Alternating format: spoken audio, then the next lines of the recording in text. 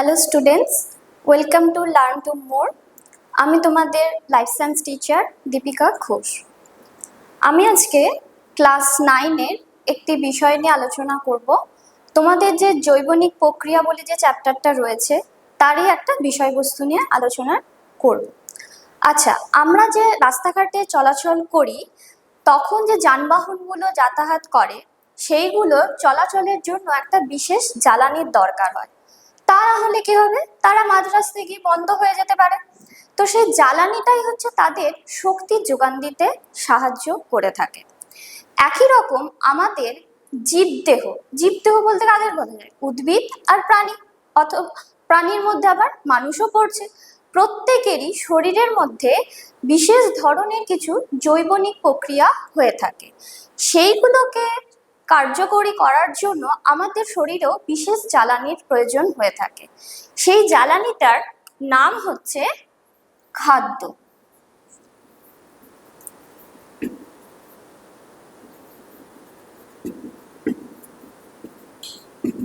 এই খাদ্যটা আমরা প্রতিদিন ঘুম থেকে উঠে থেকে ঘুমাতে যাওয়ার আগে পর্যন্ত বিভিন্ন সময় বিভিন্ন নামে গ্রহণ করে থাকি। যেমন ধরো, ঘুম থেকে উঠে আমরা কি ব্রেকফাস্ট করি, তারপরে দুপুরে আমরা লাঞ্চ করছি, রাত্রে ডিনার করছি। কিন্তু শুধু খাদ্যটা খেলেই তো হবে না, সেটা আমাদের শরীরে কিভাবে শক্তির যোগান দেয় সেটা আমাদেরকে জানতে হবে।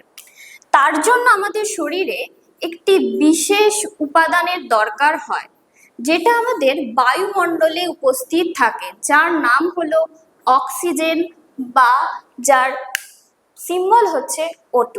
ওকে, এটা আমরা শরীরের মধ্যে কিভাবে পাবো সেটাই আমাদের মেন আলোচনার বিষয়বস্তু। এটা লাইফ সায়েন্সের যে চ্যাপ্টারের অন্তর্ভুক্ত, সেই চ্যাপ্টারের নাম হচ্ছে রেসপিরেশন।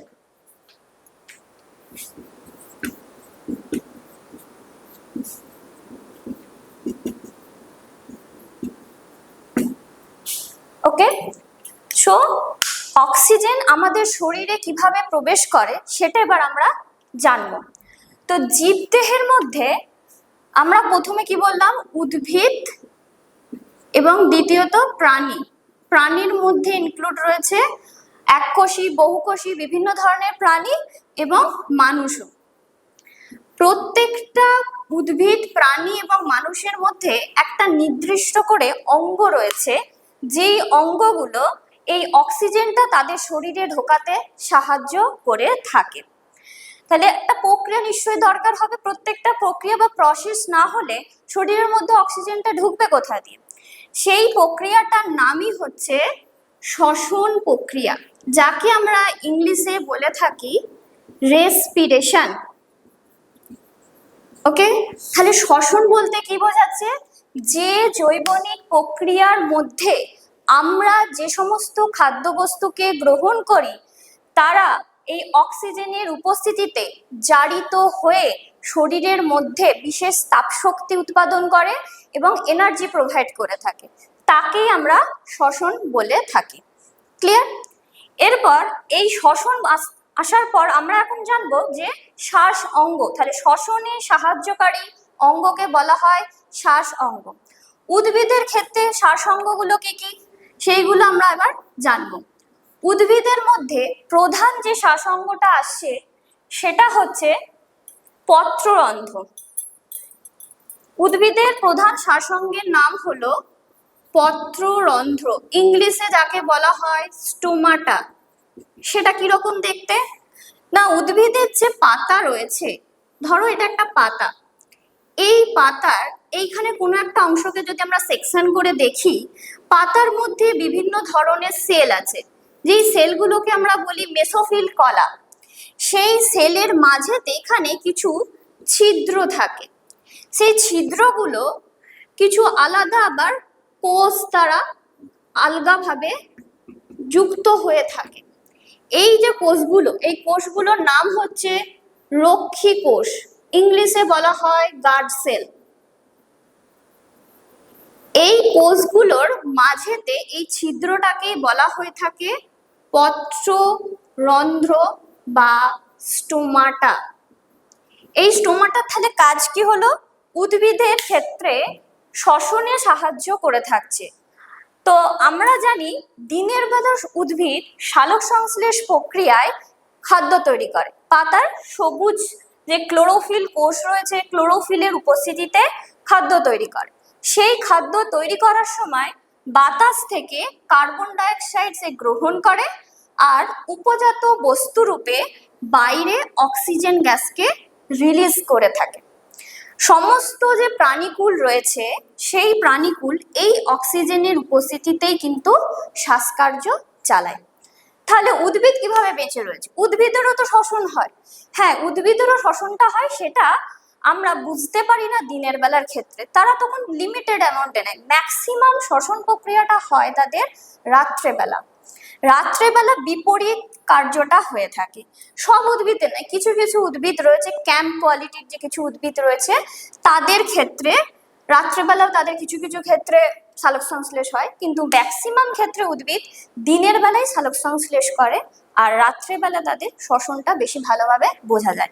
এই জন্য বড় বড় যে গাছগুলো রয়েছে তাদের নিচে রাত্রেবেলা থাকতে বারণ করা হয়। কারণ কি, তখন তারা কি করছে, অক্সিজেন বাতাস থেকে কালেক্ট করছে, কার্বন ডাইঅক্সাইডকে রিলিজ করছে, যার জন্য বাতাসে কার্বন ডাইঅক্সাইডের ঘনত্বটা বেশি থাকছে। ওই গাছের নিচে যদি আমরা থাকতাম তাহলে আমরা কি করতাম, কার্বন ডাইঅক্সাইডটা অক্সিজেনের সাথে বেশি ইনহেল করে নিতাম, যার জন্য আমাদের শরীরে বিষক্রিয়া হয়ে আমাদের মৃত্যু পর্যন্ত হতে পারে। তো এই গেল উদ্ভিদের একটা পত্ররন্ধ্র হচ্ছে প্রধান শ্বাসঅঙ্গ। এছাড়া আর একটা রয়েছে, সেটা হচ্ছে লেন্টিসেল। সেটা কোথায় থাকে? উদ্ভিদের কিছু উদ্ভিদ আছে, যেমন নারকেল, সুপারি বা আদার্স কিছু উদ্ভিদের ক্ষেত্রে গায়ে এরকম কাণ্ড রয়েছে। কাণ্ডের বাইরে দিকে যে আবরণ, আমরা যাকে বাকল বলে থাকি, সেই বাকলের গায়ে কিছু ছিদ্র রয়েছে। সেই ছিদ্রটাকে নাম বলা হয়ে থাকে লেন্টিসেল। ক্লিয়ার? একবার দেখে দিচ্ছি। এই ছিদ্রটাকেই বলা হয় লেন্টিসেল। এর মাধ্যমে উদ্ভিদ করে। ধরলাম পত্ররন্ধ্রের মাধ্যমে 80% যদি করে, লেন্টিসেলের মাধ্যমে 15%, আর এক্সট্রা কিছু ট্রান্সপিরেশন প্রসেসের মাধ্যমে এক্সট্রা ওয়াটারটা তাদের রিলিজড হয়ে থাকে। তো এই গেল উদ্ভিদের ক্ষেত্রে শ্বাসঅঙ্গ। এরপর আমরা আসছি প্রাণীদের ক্ষেত্রে শ্বাসঅঙ্গগুলো। তো প্রাণীদের ক্ষেত্রে যে শ্বাসঅঙ্গগুলো রয়েছে তার একটা লম্বা লিস্ট হয়। তো সবগুলো অতটা ক্লাস 9-এর ক্ষেত্রে ইম্পর্টেন্ট নয়, তো দু একটা আমি এখানে বলে দিচ্ছি, পরীক্ষায় সেই রকম ভাবেই পড়তে হবে। তো তার মধ্যে প্রাণীর মধ্যে আমরা কি কি বললাম, এককোষী প্রাণী এবং বহুকোষী প্রাণী। যে সমস্ত প্রাণীদের দেহে একটাই মাত্র কোষ তাদের এককোষী প্রাণী বলা হয়। এরকম কিছু প্রাণী হচ্ছে কি অ্যামিবা, প্যারামোসিয়াম, এই সমস্ত প্রাণী আছে। এছাড়া আরো কিছু বহুকোষী প্রাণীদের ক্ষেত্রেও লক্ষ্য করা যায়।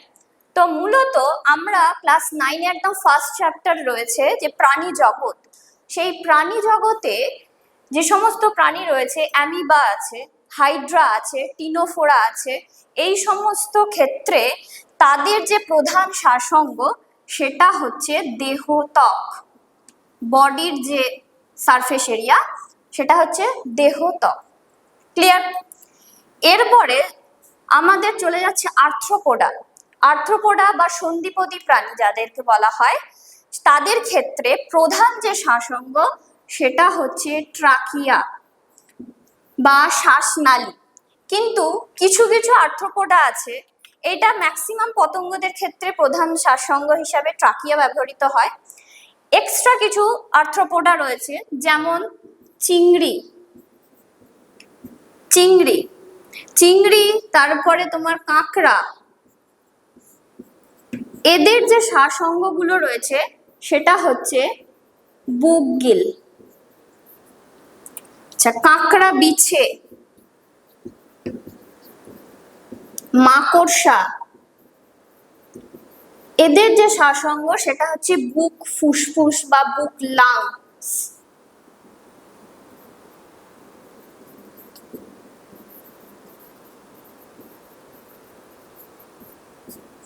ওকে, আচ্ছা, মশাদের ক্ষেত্রে সাইফন বলে একটা শ্বাসঅঙ্গ রয়েছে। তো এটা আর্থ্রোপোডাদের গেল। মোলাস্কা পর্বের কিছু প্রাণীদের শ্বাসঅঙ্গ রয়েছে, যেমন শামুক, ঝিনুক যাদেরকে বলা হয়, তাদের শ্বাসঅঙ্গ হচ্ছে টিনিডিয়া। টিনিডিয়া এটা হচ্ছে মোলাস্কা পর্বের যে সমস্ত প্রাণী রয়েছে তাদের ক্ষেত্রে শ্বাসঅঙ্গ। তো এইগুলো তারা অমেরুদণ্ডী প্রাণীরা। মেরুদণ্ডী প্রাণীদের মধ্যে এবার আমরা শ্বাসঅঙ্গগুলো নিয়ে আলোচনা করব। মেরুদণ্ডী প্রাণী হচ্ছে সাধারণত উভয়চর থেকে একদম আসছে ম্যামেলিয়া বা স্তন্যপায়ী প্রাণী। তার আগে বলে দিই, মাছও কিন্তু তার মধ্যে পড়ছে। মাছেদের প্রধান শ্বাসঅঙ্গ হচ্ছে ফুলকা, কিন্তু মাছেদের মধ্যে ব্যতিক্রম হচ্ছে ডলফিন আর তিমি। এরা মাছ নামে আমরা জানি, জলেতে থাকে, কিন্তু এরা ব্যতিক্রম। এদের শ্বাসঅঙ্গ কিন্তু ফুসফুস। মূলত স্তন্যপায়ী প্রাণীদের শ্বাসঅঙ্গ ফুসফুস হয়। ডলফিন আর তিমি এরা জলে বাস করলেও এদেরকে কিন্তু স্তন্যপায়ী প্রাণীর মধ্যেই ফেলা হয়, কারণ স্তন্যপায়ী প্রাণীদের যে বৈশিষ্ট্য থাকে সেগুলো এদের দেহে দেখা যায়। ক্লিয়ার? আচ্ছা, এরপরে আমরা স্তন্যপায়ী প্রাণীদের আলাদা কে কে আছে বললাম। ব্যাঙের আবার 3 ধরনের শ্বাসঅঙ্গ রয়েছে। তারা যখন জলে থাকে একদম ছোট অবস্থায়, যেটাকে বলা হয়ে থাকে ব্যাঙাচি বা ইংলিশে যেটাকে বলা হয় ট্যাডপল, তাদের শ্বাসঅঙ্গ হচ্ছে তোমার গিলস।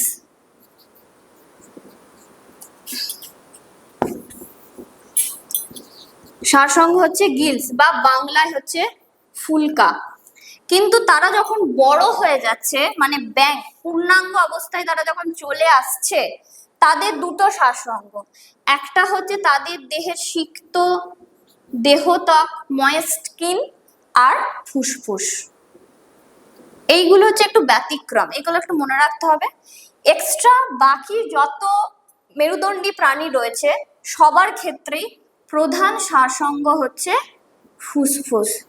এবার ফুসফুসের আমরা বিভিন্ন গঠন রয়েছে, বিভিন্ন প্রাণীদের ক্ষেত্রে ফুসফুস বিভিন্ন ভাবে রয়েছে, তো সেই ফুসফুস নিয়ে আমরা পরে আলোচনা করছি।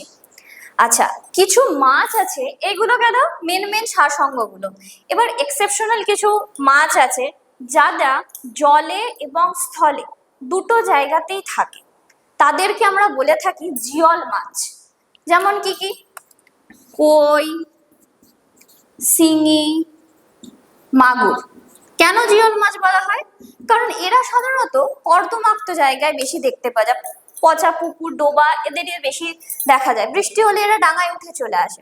তো সাধারণত ওই যে ডোবা এলাকায় যে জলগুলো থাকে সেখানে অক্সিজেনের পরিমাণ অনেক সময় কমে যায়।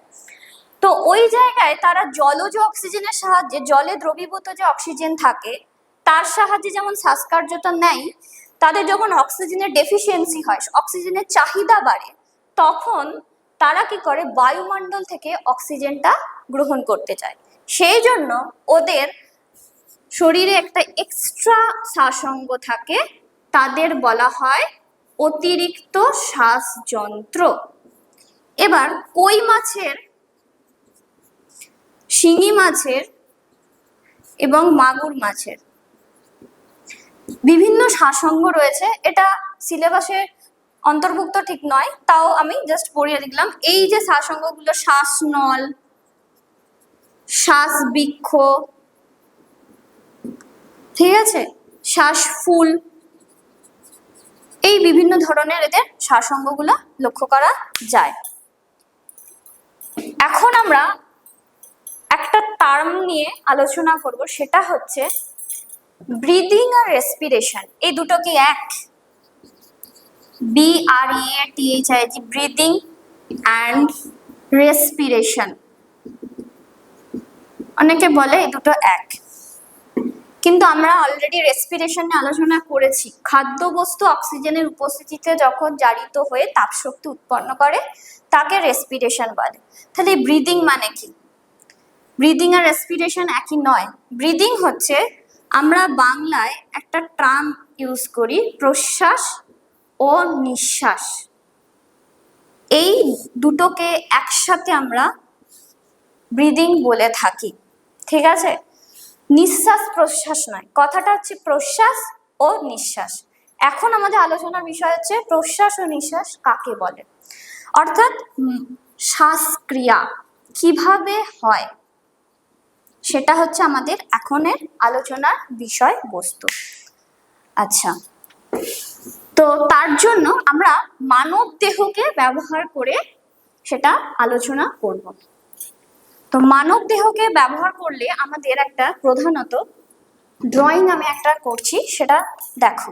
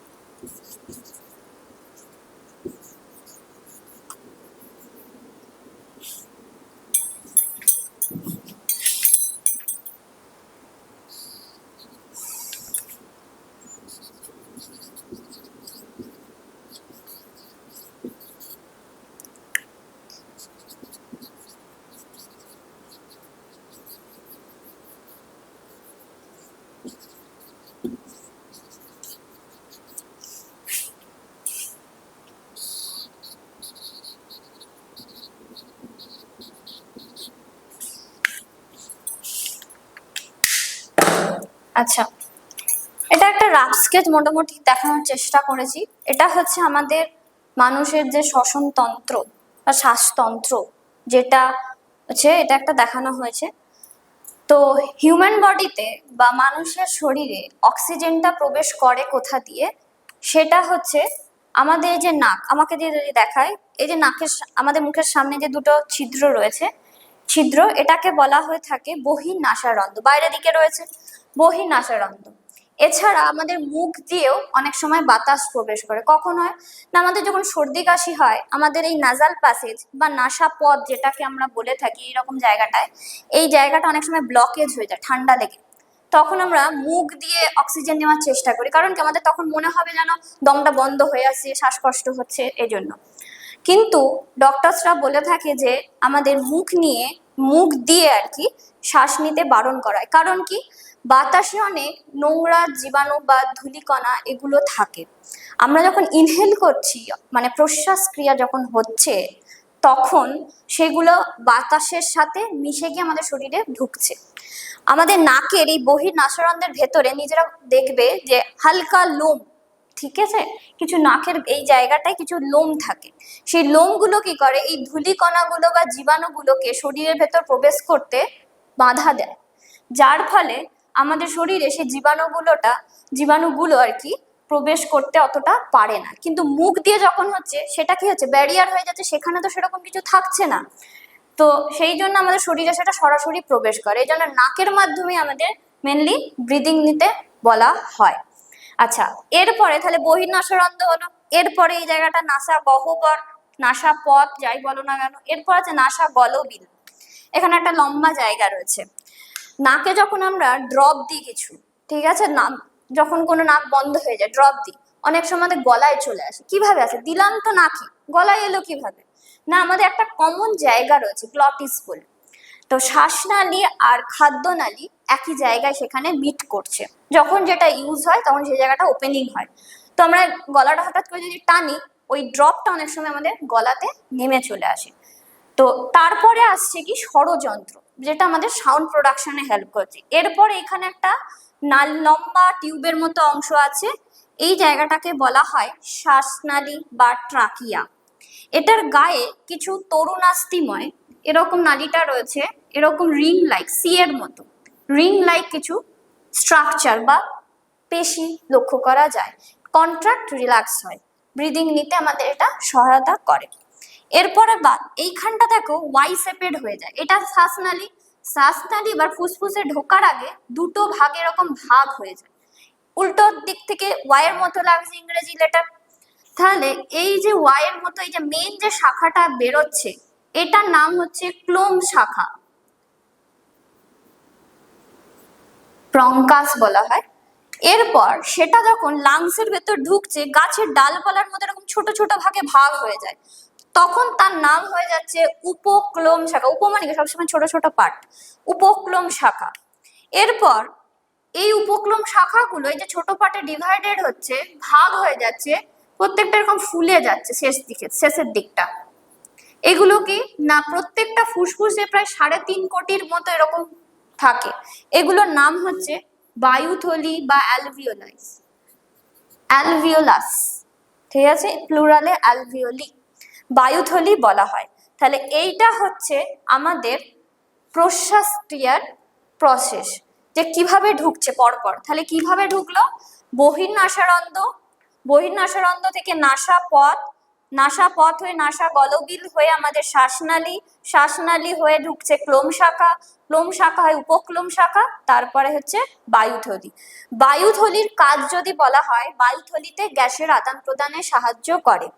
তো এই বায়ুথলিটা গোলাপি কালারের হয়, রক্তজালক সম্পূর্ণ হয়ে থাকে। বায়ুথলিটা কোথায় ঢুকছে? লাংসে ঢুকছে। আমাদের কটা লাংস? দুটো লাংস দেখতে পাচ্ছি, ডান ফুসফুস বাম ফুসফুস। তো ফুসফুসটা দেখতে কিরকম, খানিকটা ত্রিকোণাকার এরকম খানিকটা দেখতে হয়ে থাকে। ডান ফুসফুসটা এই যে একটা ড্রয়িং করেছি এরকম 1 2 3 এরকম 3টে লোব বা খণ্ডে বিভক্ত। বাম ফুসফুসের 2টি খণ্ড, ডান ফুসফুসের 3টি খণ্ড। ডান ফুসফুসটা বাম ফুসফুসের থেকে আকারে একটু বড় হয় এবং নিচের দিকে একটু নেমে থাকে। ফুসফুসের প্রোটেকশনের জন্য অবশ্যই একটা আবরণ দরকার। আমাদের গায়ে কি থাকে? স্কিন আছে। স্কিন কি করে? বাইরের আঘাতের হাত থেকে আমাদের শরীরকে রক্ষা করে থাকে।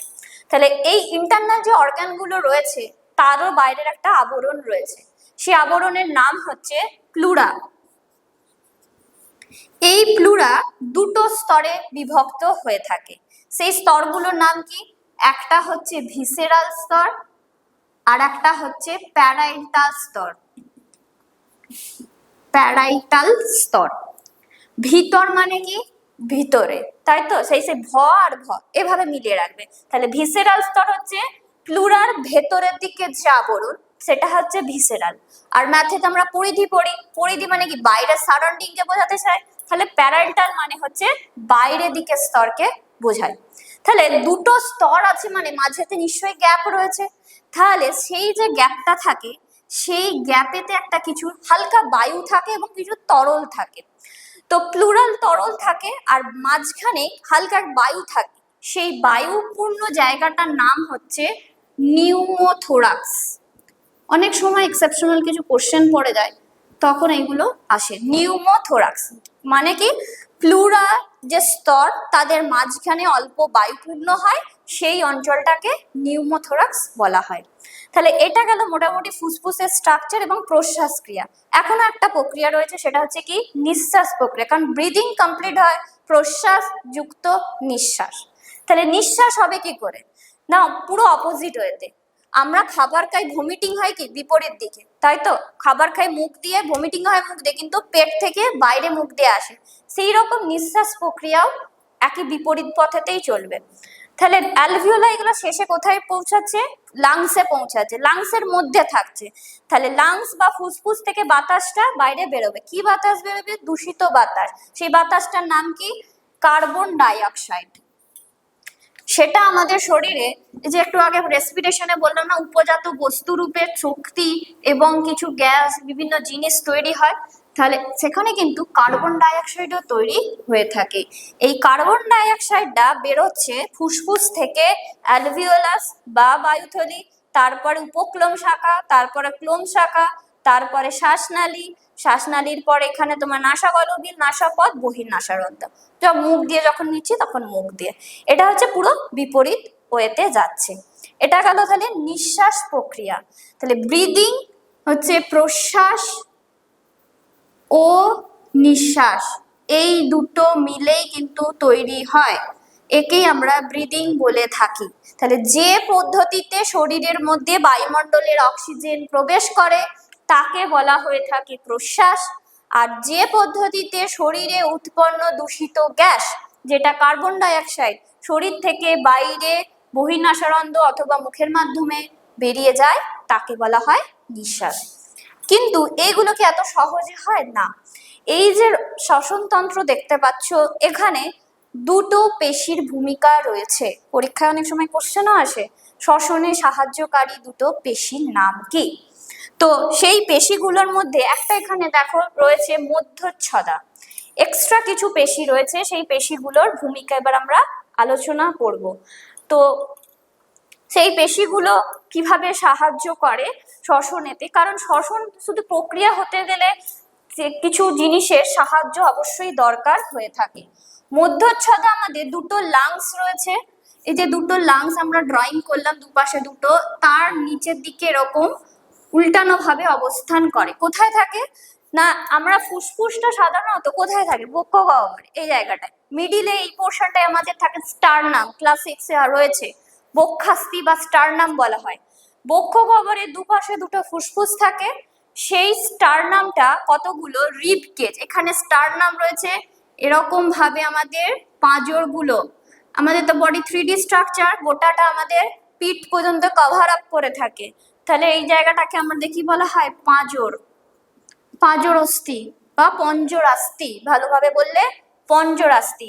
তাহলে এইখানে রয়েছে মধ্যচ্ছদা, আর ওই পাঁজরের মধ্যে কিছু অস্থি রয়েছে যারা সংকোচন এবং প্রসারণ করছে। এই দুটো আমাদের শ্বসনে সাহায্য করছে। কিভাবে করছে এবার আমরা বলি। সেটা হচ্ছে সাধারণভাবে মধ্যচ্ছদার গল্পটা আগে প্রথমে বলি। শ্বসনে সাহায্যকারী যে পেশিটা রয়েছে সেটা হচ্ছে মধ্যচ্ছদা। এই মধ্যচ্ছদাটা কোথায় থাকছে? তা আমাদের এই অ্যাবডোমিনাল ক্যাভিটি এবং চেস্ট ক্যাভিটির মিডিলে থাকছে। আমরা যখন ব্রিদিং নিচ্ছি, তাহলে আমরা যখন ইনহেল করছি তখন আমরা বুঝতে পারছি কি আমাদের পেটটা যেন ভেতরের দিকে ঢুকে যাচ্ছে। এই পেশিটা তখন কি হচ্ছে? কন্ট্রাক্ট করেছে, নিচের দিকে নেমে যাচ্ছে। অপরের দিকে আমরা বলছি না, ছাতিটা বা যেটাকে আমরা বলি পঞ্জরাস্থি, উপরের দিকে উঠে আসে। কিভাবে উঠে আসে না, সাধারণভাবে যদি আমরা বলে থাকি, একটা বেসিক উদাহরণ, সেটা হচ্ছে জলের বালতি। এটা একটা উদাহরণ দিয়ে দেখাচ্ছি। বালতিটা যখন নর্মাল থাকে, জল ছাড়া যখন আমাদের মাটিতে রাখা আছে, তার হাতলটা এরকম নিচের দিকে জাস্ট হ্যাঙ্গিং হয়ে থাকে, ঠিক আছে, হালকা অবস্থায় থাকে। আমাদের পাঁজরগুলো তখন তাদের মাঝখানে যে গ্যাপটা থাকে, ধরো এখানে কিছু এরকম ভাবে পাঁজর রয়েছে, এই পাঁজরের মাঝখানের এদিকে একটা পাঁজর রয়েছে আর এখানে এইভাবে কিছু পাঁজর রয়েছে, এদের দুজনের মধ্যে যে গ্যাপটা, এটা তখন কি থাকে? ওয়াইড হতে, প্রথমে সেটা কম থাকে, কিন্তু আমরা যখন ব্রিদিং নিতে চাইছি, মানে প্রশ্বাস ক্রিয়া হবে, সেই টাইমে বা বালতিটা যখন জলপূর্ণ হয়ে যায়, আমরা তুলতে যাই এইভাবে, হাতলটা ওপরের দিকে ওঠার চেষ্টা করে, তাহলে জিনিসটা তখন কি হয়ে যায়, বালতির হ্যান্ডেলটা এরকম হয়ে যায় বা হাতলটা উপরের দিকে উঠে আমরা তারপরে সেটা তোলার চেষ্টা করি, তখন একটা প্রেসার তৈরি হয়, সেই প্রেসারের জন্য হাতলটা উপরের দিকে উঠে যায়, প্রথম এরকম ছিল, তারপর এরকম হয়ে যায়। একই রকম আমাদের যে পাঁজরগুলো রয়েছে, সেই পাঁজরগুলোর মধ্যে গ্যাপটাও তখন ওয়াইড হয়ে যায়, চওড়া হয়ে যায়। এই যে পাঁজরগুলো রয়েছে, এই পাঁজরগুলোর মধ্যে গ্যাপটা ওয়াইড হয়ে যায়, যার দরুন চেস্টটা উপরের দিকে উঠে যায়। এর ফলে কি হচ্ছে না, এর ফলে আমাদের বুকের ভেতরে যে গ্যাপ বা আয়তন সেটা বেড়ে যায়, এবং ফুসফুসের আমরা দুটো স্তর বলেছিলাম, ভিসেরাল স্তর আর প্যারাইটাল স্তর, তাদের মধ্যেখানের গ্যাপটাও বেড়ে যেতে থাকে, মানে ফুসফুসটারও ভলিউম বেড়ে যায়। ওকে, এর ফলে কি হয়, তখন বাইরের যে অক্সিজেন, সেই অক্সিজেনটা আমাদের শরীরের মধ্যে প্রবেশ করে, এই প্রক্রিয়াটার নামই হচ্ছে প্রশ্বাস ক্রিয়া। তাহলে প্রশ্বাস ক্রিয়ায় বক্ষ পঞ্জরাস্থি এবং মধ্যচ্ছদার ভূমিকা বোঝাতে পারলাম। এবার আসছি নিঃশ্বাস ক্রিয়া।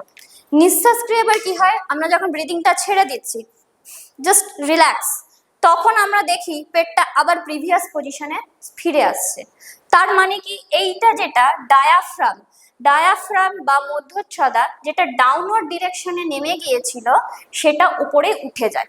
ঠিক আছে, মানে সে আবার পূর্বের অবস্থানে ফিরে যায়, নিজের অবস্থানে, এবং পাঁজরের অস্থিটা যেটা ওয়াইড হয়ে গেছিল, সেটা আবার কন্ট্রাক্ট করে গিয়ে ছোট হয়ে যায়, যার জন্য আমাদের চেস্ট ক্যাভিটির যে প্রিভিয়াস পজিশন যেরকম আমরা থাকি, সেইটা ফিরে আসে।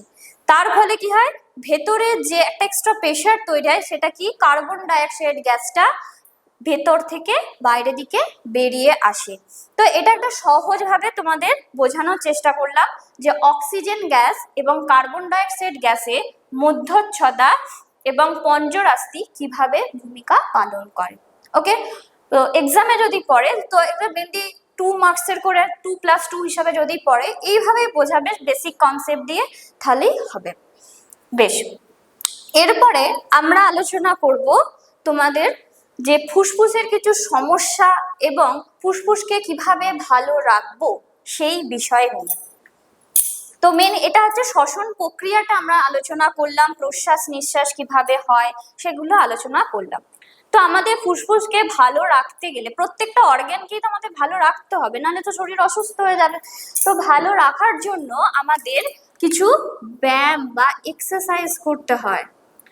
প্রাণায়ামরা করি তো আমাদের, বা কার্ডিয়াক এক্সারসাইজের সময়ও তো আমাদের অক্সিজেন বেশি করে নিতে বলা হয়, কার্বন ডাইঅক্সাইড ছাড়তে বলা হয়।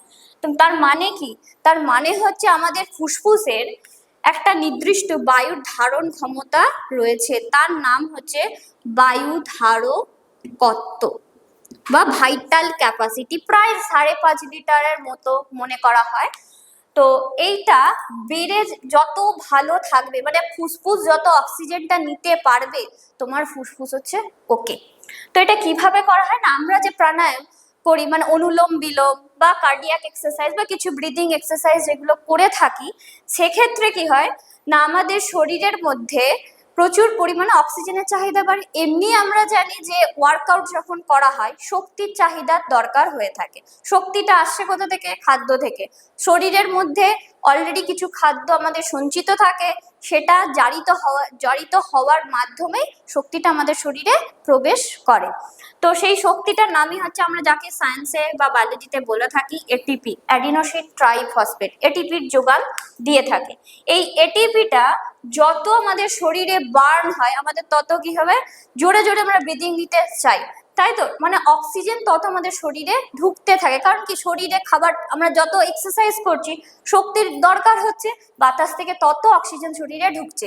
আর শুধু অক্সিজেন ঢুকলেও তো হবে না, অক্সিজেনটা বাইরেও তো, কার্বন ডাইঅক্সাইডটা বাইরেও তো বের করতে হবে। তার জন্য ফুসফুসের উপর একটা এক্সট্রা প্রেশার পড়ছে, ফুসফুসও আরো বেশি কার্যকরী হচ্ছে। তো সেই জন্য সেই এক্সারসাইজগুলো করলে ফুসফুসের এই যে ধারকত্ব বা বায়ু ধারকত্বের পরিমাণটা বৃদ্ধি পেতে থাকে ধীরে ধীরে, যত কার্ডিয়াক এক্সারসাইজ বা প্রাণায়াম বা ব্যায়াম যাই বলো না কেন সেইগুলো। এইভাবে আমাদের মানুষের ফুসফুসকে আমরা ভালো রাখতে পারি। কিন্তু অসুবিধা কিভাবে তৈরি হয় না, ফুসফুসের যদি অসুবিধা আমরা জানি, তার মধ্যে প্রধান কারণ হচ্ছে ধূমপান বা স্মোকিং। তো ধূমপান দু ধরনের হয়ে থাকে, একটা হচ্ছে সক্রিয় ধূমপান আর একটা হচ্ছে নিষ্ক্রিয় ধূমপান, যেটা অনেক সময় পরীক্ষায় দেয় যে সক্রিয় ধূমপান অপেক্ষা নিষ্ক্রিয় ধূমপান কেন বেশি ক্ষতিকর। তার কারণ হচ্ছে যে স্মোকিং করে না তার মধ্যে কি সেই ক্ষতিকর পদার্থগুলো গ্রহণ করে সহ্য করার ক্ষমতা তার মধ্যে থাকে না। তো তার জন্য তার শরীরে বিভিন্ন ধরনের সমস্যা তৈরি হতে পারে ইনস্ট্যান্ট মোমেন্টে। ধরো তুমি একটা বাস স্ট্যান্ডে দাঁড়িয়ে আছো, তোমার পাশে কেউ একজন স্মোকিং করছে, তার পাশে তুমি দাঁড়িয়ে আছো, তখন কি হবে না, তোমার সেই ধোঁয়াটা তুমি ইনহেল করছো, ইনহেল করার জন্য তোমার সাথে সাথে কাশি হতে পারে বা আদার্স কোনো সমস্যা আসতে পারে, যেটা তোমার জন্য ক্ষতিকর। কারণ তুমি সেই সময় ওই বিষাক্ত গ্যাসটা শরীরের মধ্যে ঢোকাচ্ছ, তুমি তো ওইটার সাথে অভ্যস্ত নও, সে অভ্যস্ত, সে সেটার জন্য সক্রিয় ধূমপান যেহেতু করে, ধূমপান করার জন্য সিগারেট, বিড়ি বা আদার যে সমস্ত তামাকজাত পদার্থগুলো রয়েছে তার মধ্যে বিশেষ ক্ষতিকর পদার্থ থাকে, তার নাম কার্সিনোজেন, যেটা ফুসফুসের ক্যান্সার থেকে শুরু করে শ্বাসনালীর বিভিন্ন সংক্রমণ আরো বিভিন্ন ধরনের সমস্যা তৈরি করে থাকে। এই ক্ষতিকর পদার্থ বা নিকোটিন আদার্স যে সমস্ত ক্ষতিকর পদার্থগুলো রয়েছে সেইগুলো তার শরীরে অ্যাডজাস্টেড, বাট তোমার শরীরে অ্যাডজাস্টেড নয়, যার দরুন তুমি অসুস্থ হয়ে যেতে পারো। এই জন্যই সক্রিয় ধূমপান অপেক্ষা নিষ্ক্রিয় ধূমপান অধিকতর ক্ষতিকর। ক্লিয়ার? তো এটা গেল আমাদের শরীরকে সুস্থ রাখার জন্য এই সমস্ত জিনিস, যারা তাহলে ফুসফুসকে ভালো রাখতে চাও ধূমপানকে বর্জন করতে হবে। তো ফুসফুসের কিছু বেসিক সমস্যা, অনেক সময় 2 মার্কের কোশ্চেনও আসে, ফুসফুসের কিছু রোগের নাম বলো, তো তার মধ্যে শ্বাসনালীর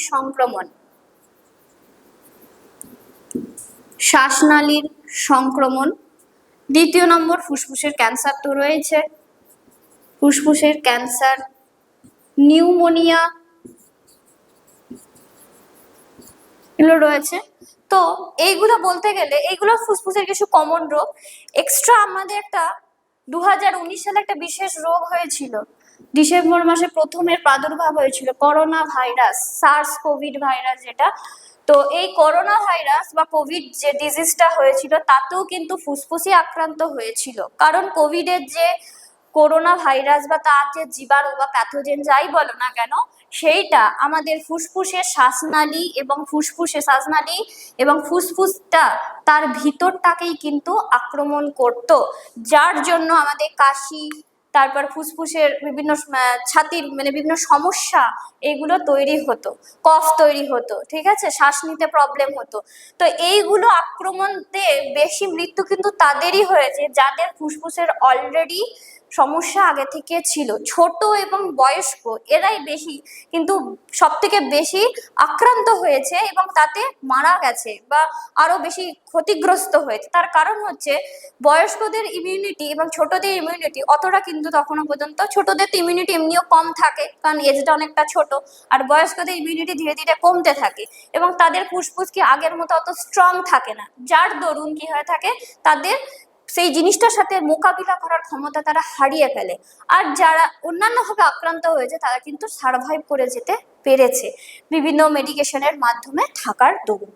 তো এটা ইন জেনারেল আমাদের শ্বসন এবং ফুসফুসের সমস্যা এগুলো নিয়ে আলোচনা হলো। এরপর আমাদের একটা বিশেষ টপিক আলোচনা হবে, সেটা হচ্ছে কোষীয় শ্বসন। কোষের মধ্যে কোথায় শ্বসন ঘটছে, কিভাবে হচ্ছে, সেই বিষয় নিয়ে আমরা এরপর আলোচনা করব। তো কোষীয় শ্বসনকে আমরা মূলত 3 ভাগে ভাগ করে থাকি। 1 নম্বর হচ্ছে সবাত শ্বসন, দ্বিতীয় হচ্ছে অবাত সবাত শ্বসন, অবাত শ্বসন, আর হচ্ছে সন্ধান প্রক্রিয়া। সবাত, অবাত এবং সন্ধান এই 3টে প্রক্রিয়া। প্রথমে আমরা সবাত শোষণ নিয়ে আলোচনা করব, তারপর অবাত শোষণ, তারপর সন্ধান প্রক্রিয়া। ওকে, তাহলে সবাত শোষণটা প্রথমে আমরা আলোচনা করি। সবাত শোষণ মানে কি না, যে জৈবনিক প্রক্রিয়ার মাধ্যমে আমাদের শরীরে যে খাদ্য বস্তুটা, খাদ্য মূলত আমরা গ্লুকোজকে এখানে ধরব, গ্লুকোজ বা শর্করা জাতীয় খাদ্য, এই খাদ্য বস্তুটা সম্পূর্ণরূপে জারিত হয়ে কার্বন ডাইঅক্সাইড, জল এবং শক্তি উৎপন্ন করে, তাকে আমরা সবাত শোষণ বলি। তাহলে এর একটা সমীকরণ রয়েছে, তাহলে গ্লুকোজ মানে C6H12O6 অক্সিজেনের উপস্থিতিতে জারিত হয়, দিয়ে কি কি বললাম, কার্বন ডাইঅক্সাইড, জল এবং 686 কিলো ক্যালোরি শক্তি উৎপন্ন করে থাকে। এটা ব্যালেন্স করে নিলে হয়ে যাবে। তো এইটা হচ্ছে সবাত শোষণের একটা সমীকরণ। তো সম্পূর্ণরূপে জারিত হয়ে শক্তিটা উৎপন্ন করে। এটা সবাত শোষণ কাদের দেখা যায় না, এককোষী কিছু প্রাণীদের দেহে এবং বহুকোষী সমস্ত উদ্ভিদ এবং প্রাণীদের ক্ষেত্রে সবাত শোষণ দেখা যায়। এরপরে আসি অবাত শোষণ। সবাত শোষণের ভাগ আছে, পরে আসছি, আগে ডেফিনেশন গুলো বলে দিই। এরপরে আছে অবাত শোষণ।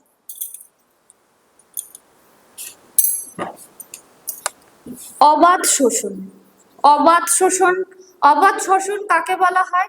অবাত শোষণ, সবাত শোষণে আমরা দেখলাম কি খাদ্যটা সম্পূর্ণরূপে জারিত হচ্ছে। অবাত শোষণে সম্পূর্ণরূপে জারিত হয় না, এবার এখানে অক্সিজেনের অনুপস্থিতিতে হয়।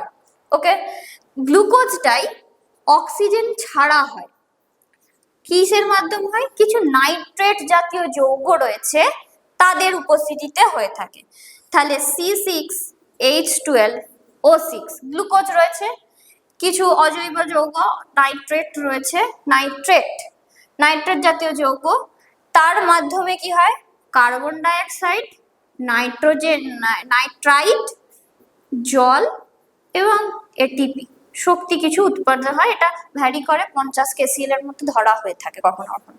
তো এটা গেল অবাত শোষণ। এটা সাধারণত কাদের ক্ষেত্রে দেখা যায় না, আমরা লাইফ সায়েন্সে দেখবো যে মিথানোজেনিক ব্যাকটেরিয়া রয়েছে, কিছু সালফার ব্যাকটেরিয়া রয়েছে, তাদের ক্ষেত্রেই অবাত শোষণ হয়, এবং এটা অবশ্যই কিন্তু অক্সিজেনের অনুপস্থিতিতে। ওকে, নেক্সট আছে সন্ধান প্রক্রিয়া।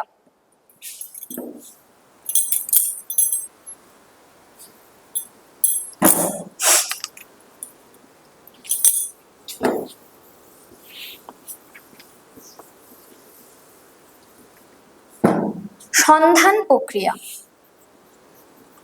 সন্ধান প্রক্রিয়াকে আমরা দুভাগে ভাগ করে থাকি। একটা হচ্ছে কোহল সন্ধান আর একটা হচ্ছে ল্যাকটিক অ্যাসিড সন্ধান। সন্ধান জিনিসটা কি, সন্ধান প্রক্রিয়া জিনিসটা কি? বাড়িতে আমরা দুধ থেকে দই বানাই, তাই তো? কিভাবে বানাই না, আমরা বাজার থেকে দুধটা কিনে আনার পর দুধটাকে ফোটাই, অনেকটা ভালোভাবে ফোটাই, ফোটানোর পর দুধটা যখন একটু ঠান্ডা হয়ে আসে, এক ড্রপ লেবুর রস বা ভিনিগার দিয়ে ছানা কেটে গেল, সেটা দুধ থেকে ছানা হলো। কিন্তু দইটা যদি করতে হয়, সেক্ষেত্রে ওই দুধটাকে ফুটিয়ে আমরা পুরনো কিছু দইয়ের সাজা, যেটাকে আমরা 6-এ পড়েছিলাম, যার মধ্যে থাকে ল্যাক্টোব্যাসিলাস, পুরনো দইয়ের সাজা নিয়ে এসে ওই দুধের মধ্যে ভালো করে মিশে একটা ভালো করে ঢাকা দিয়ে অন্ধকার জায়গার মধ্যে যদি রেখে দাও, পরের দিন সকালে উঠে দেখবে দই বসে গেছে। ঠিক আছে, এটা এক ধরনের সন্ধান প্রক্রিয়া। এক্সট্রা আর কি, ইডলি ধোসা বানানো হয় বাড়িতে, চাল ডাল বেটে ভালো করে ম্যারিনেট করে জিনিসটাকে কি করা হয় না, ঢাকা দিয়ে রেখে দেওয়া হয় পরের দিন সকালের জন্য। তো যখন তুমি চাল ডালটা বানাবে, ব্যাটারটা থাকে লিকুইড কন্ডিশনে, কিন্তু পরের দিন সকালবেলা দেখবে সেটা ফুলে উঠেছে, ফ্লাফি হয়ে গেছে। কেন? এক ধরনের সন্ধান প্রক্রিয়ার মাধ্যমে। তো এই সন্ধান প্রক্রিয়াগুলোই কিন্তু কিছু ব্যাকটেরিয়া বা অণুজীব বা ছত্রাক, ঠিক আছে, এদের দেহ থেকে এক ধরনের উৎসেচক বেরায়, সেই উৎসেচকের মাধ্যমেই খাবারটা এরকম ভাবে পরিবর্তিত হয়ে থাকে। তো কোহল সন্ধান কি? কোহল সন্ধান হচ্ছে দেহে আমাদের যে শরীরের মধ্যে যে খাদ্যবস্তুগুলো থাকে, সেই খাদ্যবস্তুগুলো যখন জারিত হয়ে সাধারণত কিসের মাধ্যমে, না ইস্ট বা অন্যান্য কিছু অণুজীবের উপস্থিতিতে, ঠিক আছে, তাদের দেহ নিঃসৃত উৎসেচকের মাধ্যমে জারিত হয়ে ইথাইল অ্যালকোহল, ইথাইল অ্যালকোহল আর কার্বন ডাইঅক্সাইড আর জল, এটিপি উৎপন্ন করছে। তখন সেই বিক্রিয়াটাকে আমরা বলি কোহল সন্ধান। তাহলে যে প্রক্রিয়ায় যে সন্ধান প্রক্রিয়ায় ইথাইল অ্যালকোহল তৈরি হয়, বেসিক কনসেপ্ট, সেটাকেই বলা হয় কোহল সন্ধান। আর ল্যাকটিক অ্যাসিড সন্ধান কি? জাস্ট এটা কেটে দাও, এর জায়গায় ল্যাকটিক অ্যাসিড বসিয়ে দাও। ল্যাকটিক অ্যাসিডের পর কার্বন ডাইঅক্সাইড হয় না, শুধু এটিপি হয়। তাহলে যে সন্ধান প্রক্রিয়ায় ল্যাকটিক অ্যাসিড উৎপন্ন হয় তাকে ল্যাকটিক অ্যাসিড সন্ধান বলা হয়ে থাকে। সমীকরণ একই, শুধু ল্যাকটিক অ্যাসিড প্লাস এটিপি হবে। সবাত শোষণ, অবাত শোষণ, সন্ধান, আশা করি বুঝতে পেরেছো। যদি কোনো প্রবলেম থাকে কমেন্টে জানাবে। তো এইটা গেল সন্ধান প্রক্রিয়া। সবাত শোষণ, অবাত শোষণ, সন্ধানের বেসিক কনসেপ্ট আশা করি ক্লিয়ার হয়েছে। ভিডিওটি ভালো লাগলে লাইক করুন, আরও ভিডিও দেখতে সাবস্ক্রাইব করুন, আমাদের চ্যানেলের সাথেই থাকুন।